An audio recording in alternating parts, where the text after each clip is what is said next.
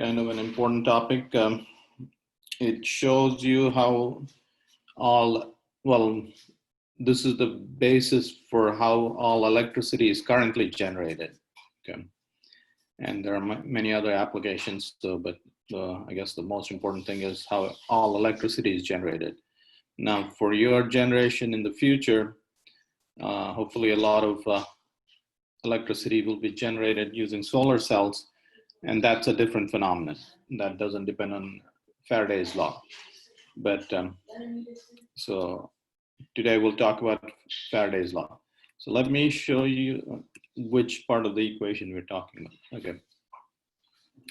So again, these are the four Maxwell's equations that summarize all electromagnetic phenomena. This chapter is based on this equation. Okay. So what this equation says, again, you don't have to understand the form of this equation and all that, but here's the general idea. See, this equation tells you time varying magnetic fields produce electric fields. This equation tells you this is charge density. Charges produce electric fields. Okay. And the nature of these two electric fields are different. For instance, this is a conservative electric field, and this is a non-conservative electric field. But we won't worry about all of that. What we want to understand is time varying magnetic fields produce electric fields. Okay. So what does this mean? Let's go to the chalkboard here. Okay, let's say there's a magnetic, let's say there's a magnetic field in a region like this.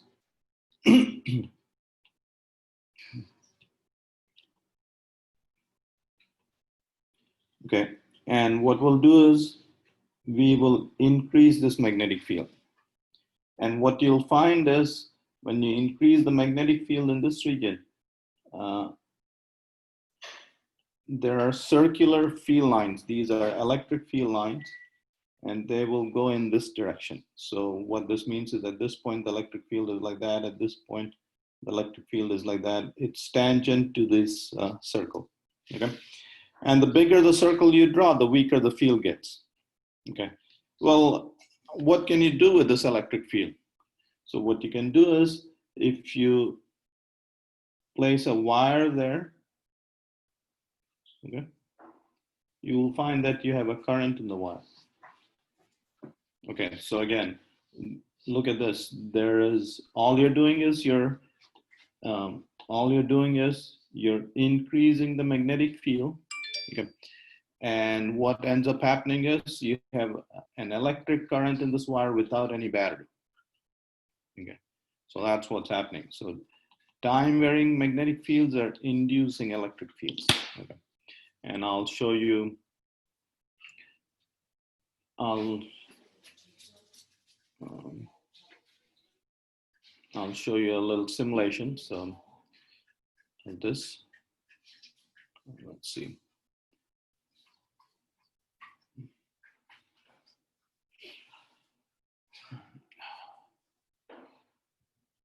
Okay, so here is a simulation. Okay, so here is that wire that I talked about, and you can place it at any distance. Again, the further out it is, the weaker the field.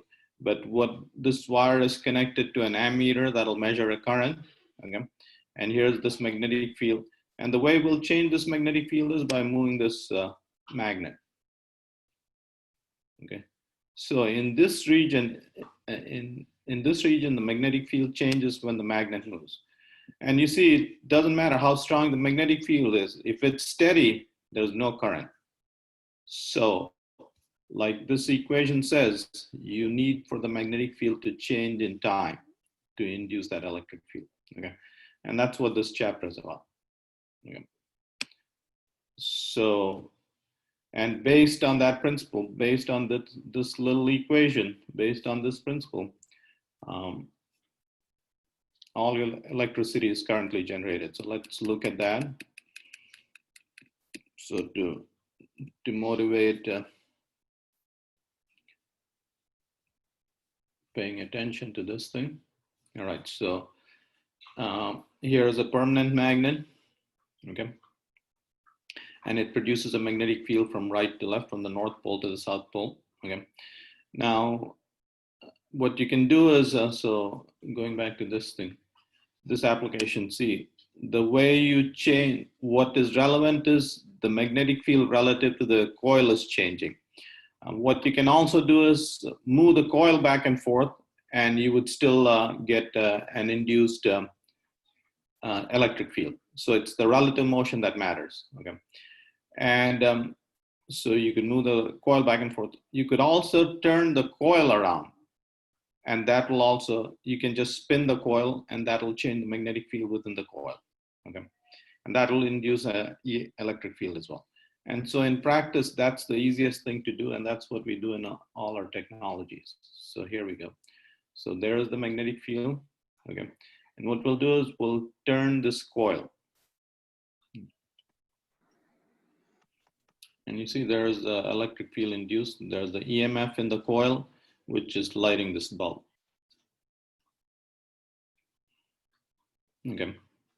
So now the question comes, how do you turn this coil? So how do you turn this coil? Anybody? Because of the magnetic field you got in between. No. You had, see, okay, so, all right. So you have a magnetic field. Now you got to turn this coil. The way you turn this coil is, so if you have a windmill, the wind turns the blades, which in turn this coil. So what is happening there is you have to do work to turn this coil, and the work done is converted to electrical energy. So the windmill, in the windmill, what you're doing is you're converting the kinetic energy of the wind ultimately to electrical energy. In a thermal power plant, you burn coal. From the heat, you produce steam, and that steam turns the coil. So you turn heat or chemical energy into electrical energy. In a nuclear power plant, you split nuclei. Heat is generated, heat is released. You use the heat to produce steam, and the steam turns this thing. So you turn nuclear energy into electrical energy. Okay. Did you guys understand that? Yeah, I got it. In a dam, the potential energy of the water falls to a lower level. That water is made to turn this coil. So the potential energy, gravitational potential energy of the water is turned into electrical energy. Okay. So you need work to keep turning this coil. And whatever energy you use to turn this coil is converted to electrical energy. Okay. So this is called an AC generator, but that's sort of a wrong name. It's not generating electrical energy. It's really transforming some other kind of energy to electrical energy. Okay. So the more modern term that young people use, transformers, would be a better term. Okay. All right, you guys understand that? Yeah, I got it. All right. All right, so again, and you see this little equation, based on this little equations, I mean, in our energy infrastructure, we have invested trillions of dollars just on this little equation. Okay. So that's the power of science. You know, if you understand the fundamentals, you know, of course, you know, they can be used in all kinds of applications. All right. So again, so this chapter is based on this equation. So let me remind you again, electric fields can be produced by charges, and electric fields can be produced by time varying magnetic fields. And that's what we're going to talk about here.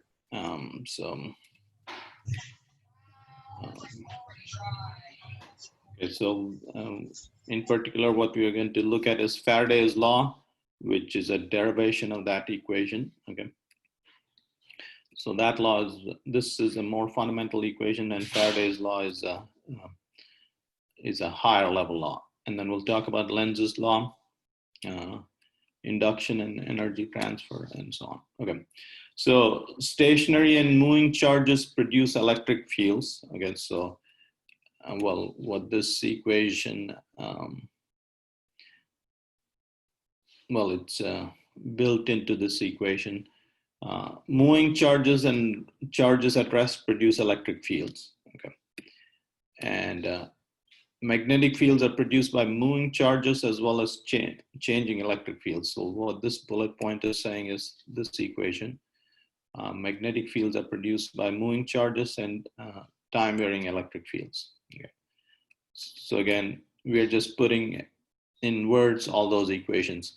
So in this chapter, we'll look at time varying magnetic fields producing electric fields. So in this chapter, we are looking at this time varying magnetic fields producing electric fields. Okay. And what this equation tells you is the configuration of that equation in particular tells you the configuration of the electric and magnetic fields. So for instance, we drew this diagram. So if you have a magnetic field like that, and if the magnetic field increases, the electric fields will be like so. Okay, circular field lines going in that sense. Okay, and that's what this equation tells you. Okay, so if you knew how to read that equation, that's what you'd get out of it, among other things.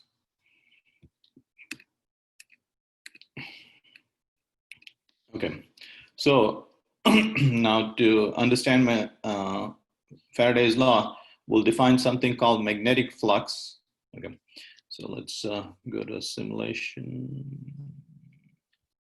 All right, so these blue lines are magnetic field lines, and there's that square you can see. So it's an area, surface area. And magnetic flux, you can loosely think of the number of field lines going through that area. Okay, and right now, so the units for magnetic flux are, it's B times area, so Tesla meter square, and that's given the name Webers. Okay, so the flux is 80 Webers, 80 milliwebers. Okay. Now, of course, if you increase the magnitude of the magnetic field, then the flux will increase. Okay, so this simulation, what they should have done was the magnitude of the field is indicated by the density of lines, so they should have increased the density of lines. But anyway, now what we'll do is, okay, now you can see how many lines are threading this area? 0. Okay, and the flux through that is 0. Okay. And as you increase, decrease the angle from 90 degrees, the flux is increasing. Okay. So the flux, magnetic flux through this surface is maximum when the area vector is parallel to the magnetic field. This area vector is, the magnitude of the area vector is the area, oh, I guess that's the flux. Anyway, the area vector is equal to the area of the area of this surface, and theta is the angle between the area vector and the magnetic field. Okay, that is the area vector. Okay. So that's theta. All right, so the flux is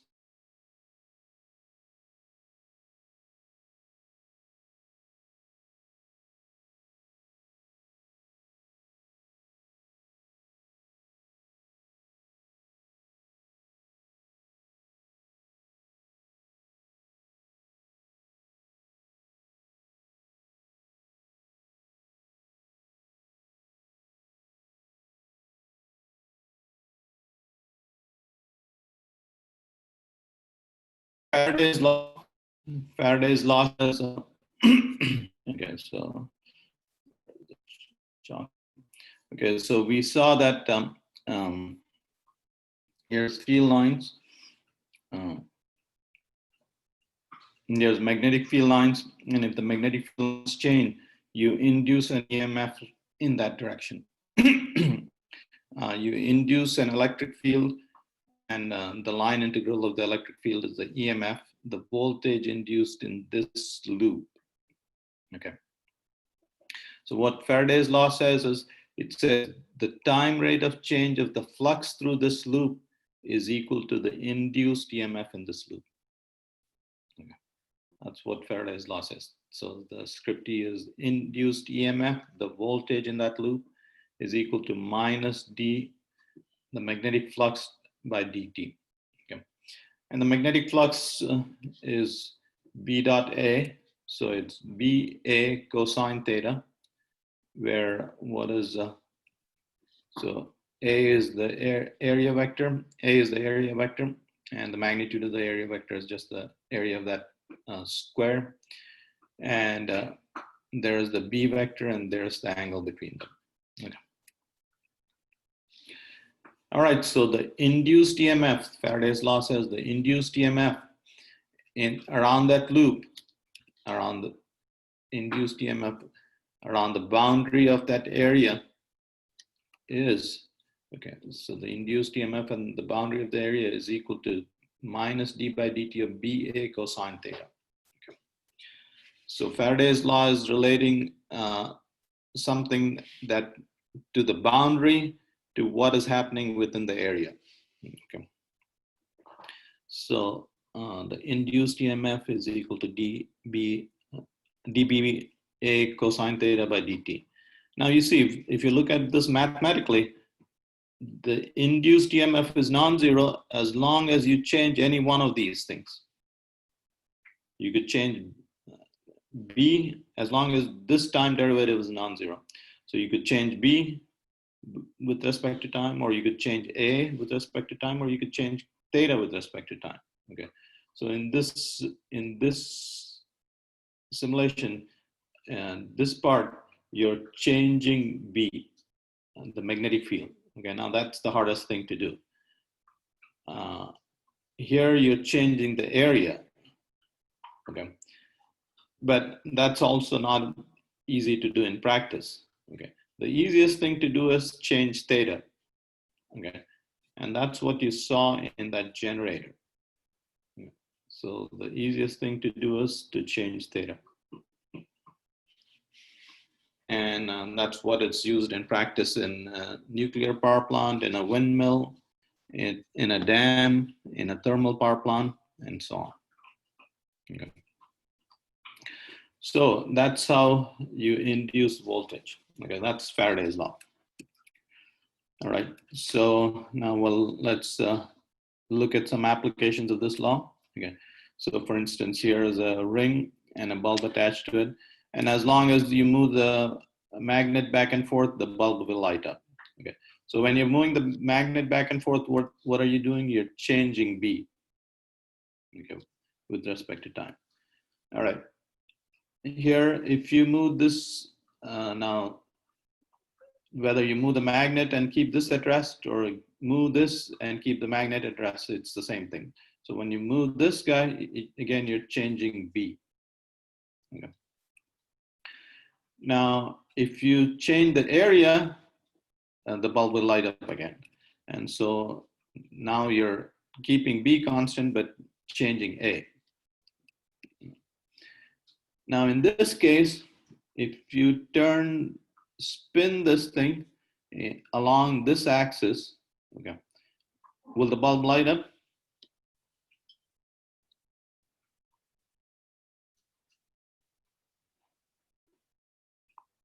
Anybody?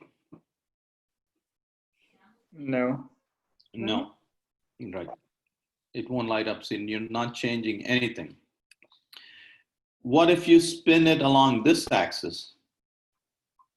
Will the bulb light up? So meaning turn like this. Okay, let me. So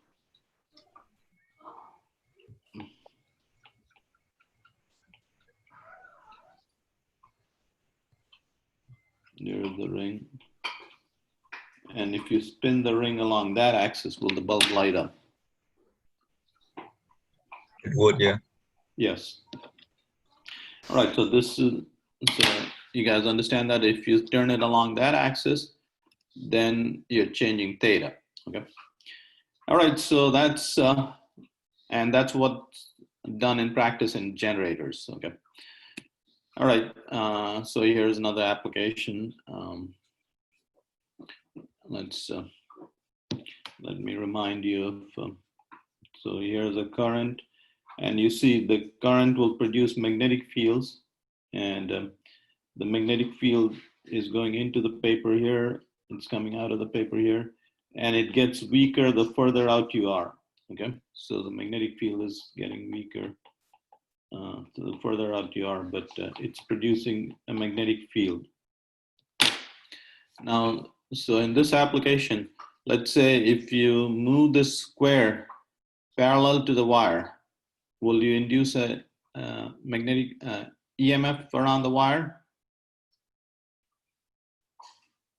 And Faraday's law says the flux through this thing needs to change to induce EMF.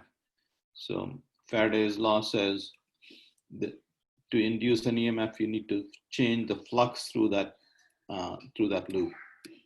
So if you move this, you see that even though the magnetic field is decreasing in this direction, the area, if you move parallel to the wire, the flux through this does not change. When you move to the right, when you move at an angle like this, you're going into a weaker field region and the flux through this thing changes and there'll be an induced EMF. And of course, if you move in this direction, the induced EMF will be maximum, okay? So when the velocity vector is parallel to the wire, the induced EMF is 0, and the velocity vector is perpendicular to the wire, the induced EMF is maximum. Okay. All right, Lenz's law tells you the direction is related to this negative sign in there. Okay. So, so from in this equation, in this diagram, you saw that when you increase the magnetic field in this direction, the induced current EMF was in that direction. The induced electric field was in that sense. And I got that from that negative sign, the Lenz's law. Okay, so that's what we're talking about. So if the magnetic field increases, the EMF, the electric field is in this direction. So let's do another diagram. Okay.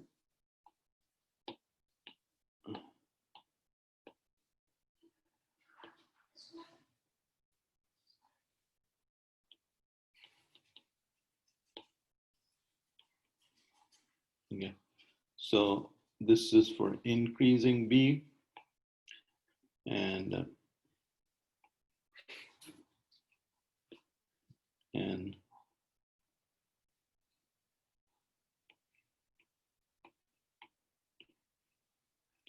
if B decreases, the electric field is in the opposite sense.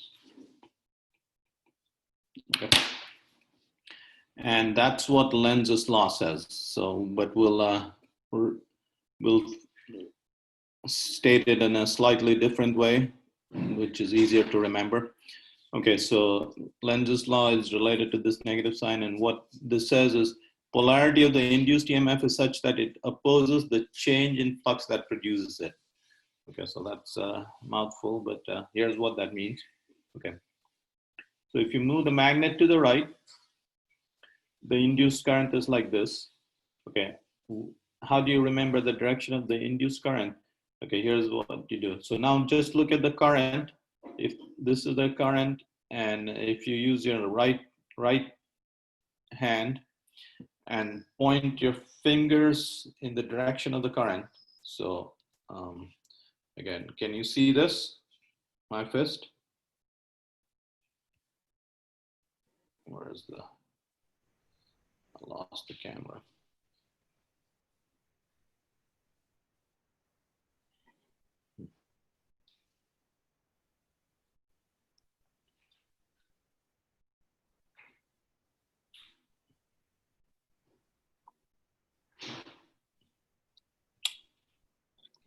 Can you see me, guys? I see you, yeah. Can you see my fist now? Yeah. Okay. Yeah. I lost my, I don't know where, oh, there it is.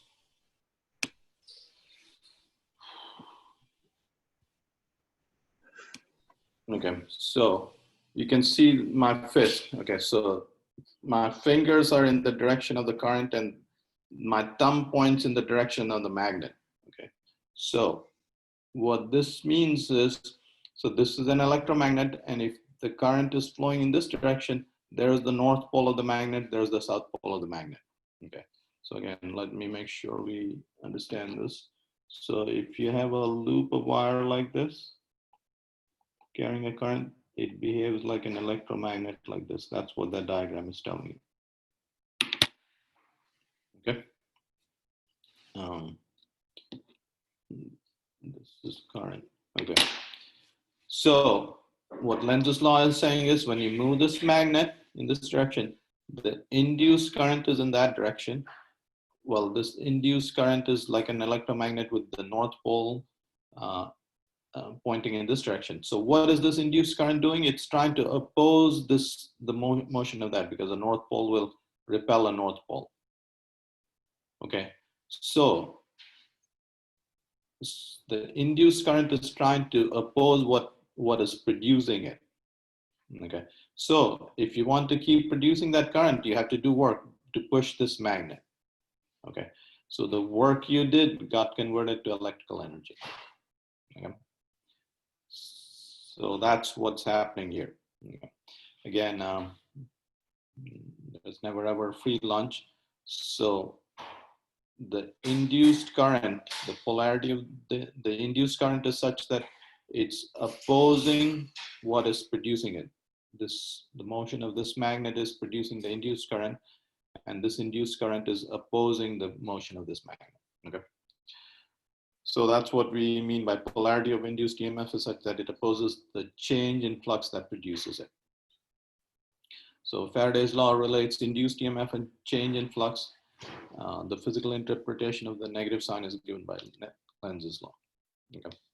And again, if you pull the magnet away, the induced EMF, the current, induced current is in this direction, because now when the current flows in this direction, that would be a south pole, and the south pole is attracting the north pole, trying to oppose the change that's producing it. The change is this thing, the motion of this object in that direction that's producing it, and the induced EMF is opposing that. Yeah. All right, now is a good time to pause and let you guys ask questions.